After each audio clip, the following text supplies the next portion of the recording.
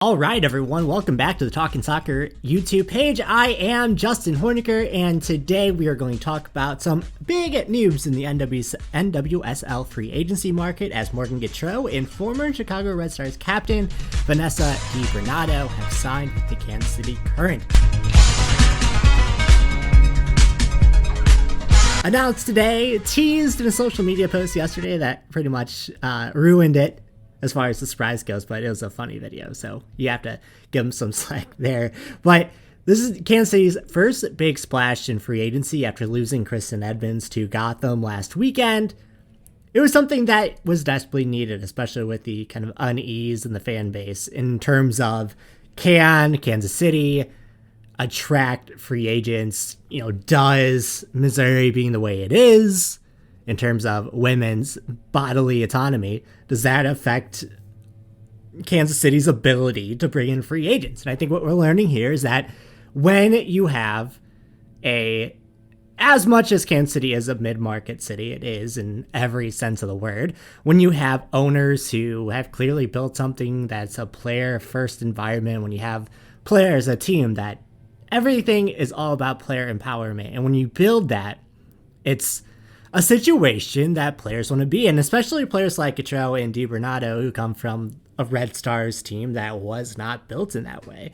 We have talked at length on this channel about Arnim Whistler, but Chicago Red Stars losing their captain and someone who, not last year because of injuries, but the year before, was a key contributor for the Red Stars and Morgan Gautrat. It's 100% because Arnim Whistler waited so long to sell the team, because he had the team in disarray, because even outside of the Rory Dames involvement, even outside of all of that, the Red Stars have been, pushed around in terms of where they're playing, where they're practicing.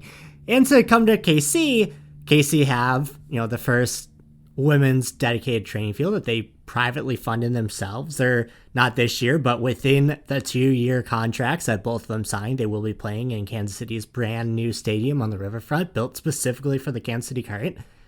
And that does a lot to bridge that gap between big market city and mid-market city. I think I can speak to most of our fears in terms of NWSL free agency is the same kind of inferiority complex that I feel when I look at hockey free agency with the Blues, for instance, or, what people talk about with St. Louis City and St. Louis, because St. Louis and Kansas City are in kind of the same boat as mid-market cities based in Missouri that have a bad rep sometimes. And to know that if you just put together the place that players want to play, then all the negativity of the area aside, it's a great city to live in, it's a great city to play in, and the players are going to have facilities and resources that they don't necessarily have in other places.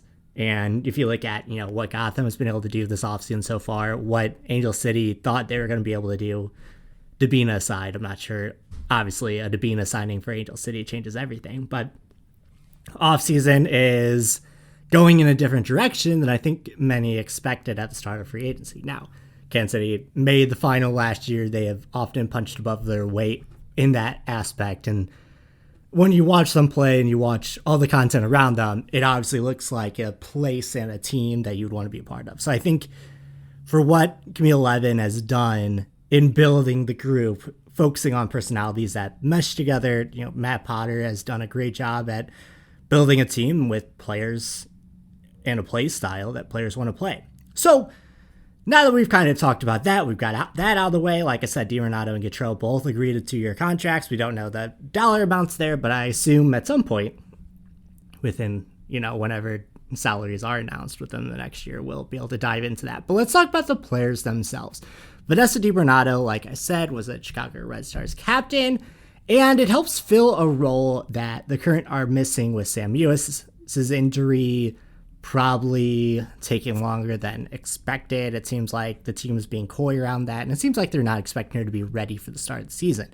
Given Claire Lavagier's injury timeline, Vanessa Dibernado helps offset that role. She is going to be an upgrade anywhere you put her in that top 4. She was top 5 in the league last season and passed into the final third in progressive passes, in through balls, and tackles. A player profile that will slot in very well with what we expect out of the top 4 last season, where you want players that are going to press hard, players that are going to work hard for the ball, but the second that they gain possession, they're looking to go the other way with tight in-touch passes and give and goes. And DiBernado fits that profile really well. She's defensively responsible, and she can get forward and has the vision to send balls forward. I'll kind of post her FBref scouting chart here. You can kind of see for yourself, but she is pretty high in just about every midfield profile outside of aerials, which is fine. But defensively, you can see she's defensively sound. She is very good at not just completing passes, but passes forward, and has been high, definitely in the top percentile, top 35th percentile of the league in terms of expected assists, which is a huge stat as well for a team that in the past has kind of had trouble generating chances from strikers per se. So DiBernado is going to help with that a lot just in Kansas City's general setup, and depending on what happens with Lynn Williams, how she integrates into the team, there probably is an odd woman out here. I don't know who that is, but players in that front 4 that, your players that expect playing time, probably your Lola Bontas, your Kristen Hamiltons, your CC Kaisers, whoever slots in there with Chloe Lavage out. Maybe that DiBernado comes in and Lynn Williams comes in, that's already 1 out, and then whatever happens with Sam Ewis being ready, and then when Claire Lavage is healthy, you can see those numbers with Elise Bennett probably taking a step this year as well.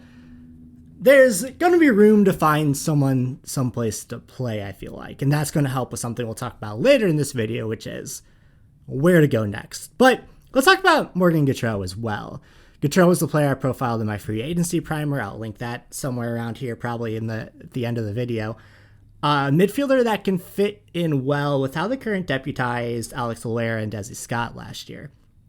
And again, in the same spot that Sam Ewis probably has some role in as well, not knowing, what Matt Potter has in store for her if she ever does take the field this year. But she had a left calf injury last year. That's why her only played 5 games. But her 2021 season, we can kind of gain some things from that. She was top 5 and led the Red Stars in tackles, in percent of dribblers tackled, and progressive passes again. She's long been kind of a rock in the midfield for the Red Stars, and definitely a player that when you look at, does Desi Scott resign, or, if she does resign, is she given a lesser role than what she's had in the past, given just where she is as a player? I think it probably benefits her to not be an everyday player at this point in her career, but that is even if she resigns in KC. But if she doesn't, or if she is giving a lesser role, Morgan Gautrat can step into that role relatively easily. I'll kind of put her scouting report here as well. You can see that she's in the top 25% of non-penalty XG that is created, in shots, in non-penalty XG plus expected assists. So she is definitely a progressive player who can get forward. Again, top of the league in progressive passes and pass attempts. Not always super accurate, but you can see on the defensive side, she's also top 10 percentile as well, with tackles, with interceptions, blocks, clearances, and aerials 1, which is going to be important in that deep line midfield role. So all that being said, we kind of talked about, the players. There's also Kansas City currently been in talks with FC Rosengard forward Mimi Larson. And if that signing happens as well, it paints to a real area that Kansas City can use as kind of trade bargaining as well. I don't think they're currently necessarily want to lose any of their players, but I think there's obviously a weaker spot in defense, even though Alex Loera, Elizabeth Ball, Izzy Rodriguez, SM Eric all kind of took steps forward last year. There's still room to grow within that defense that isn't necessarily there in the midfield or in the attack, which is the midfield at this point.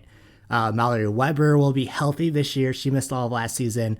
You've lost Kristen Edmonds as well, and you have a group that is going to need to take another step forward if you want to compete again this year, or else you have kind of a weak spot in your lineup. Not to say that Alex Loera and Elizabeth Ball both made themselves instrumental in the defense last year, and they're both very good players, but if Kansas City want to compete, not just for another chance at the NWSL Final, but also in the Challenge Cup as well, they're going to need to reinforce that defense in some way, and I don't think that happens with the 10th pick in the draft. So all that to say, I like both of these moves for Kansas City. I think both these players fit in well with the current, but I wouldn't expect them to be done just yet. There are still questions with the roster. There's still questions with does Desi Scott resign, and there are obviously questions on do they reinforce the backline in any way.